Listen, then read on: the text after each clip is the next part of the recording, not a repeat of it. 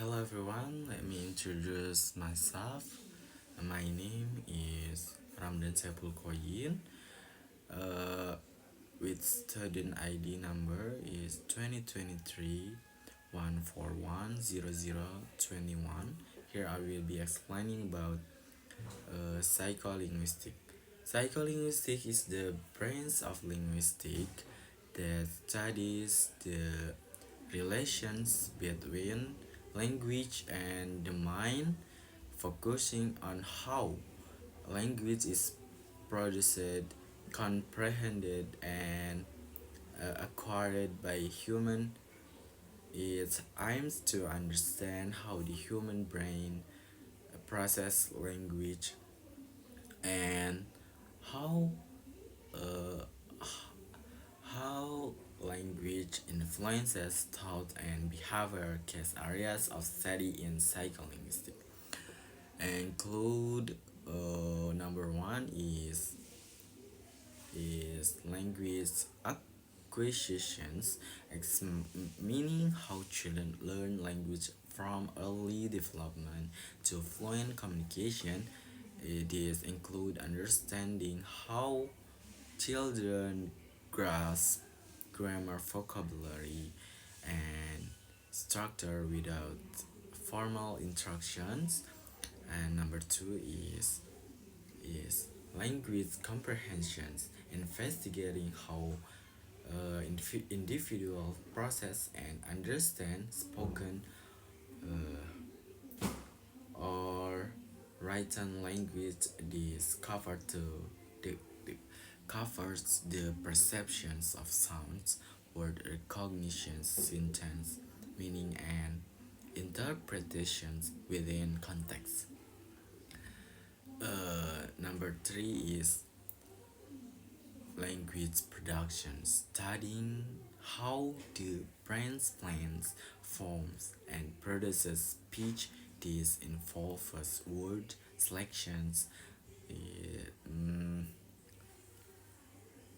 is grammar application, and the organization of the intonations to communicate effectively, including analysis of common speech error to reveal underlying cognitive process. And number four is language processing in the brain. Collaborating with neuron linguistic to examine which areas of the brain are involved in language processing using technologies like fMRI and AAG to study brain activity during language tasks. Psycholinguistic combines insight from linguistic psychology and neuroscience,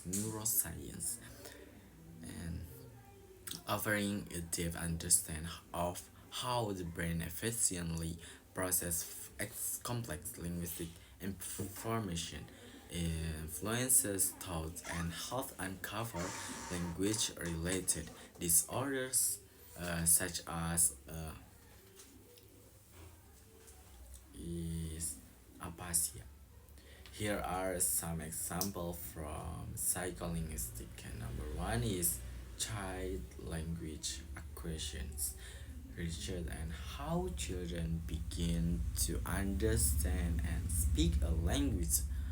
For for example, studies on critical period hypothesis, which guess the here is a sensitive period in child development when language acquired more easily. Number two is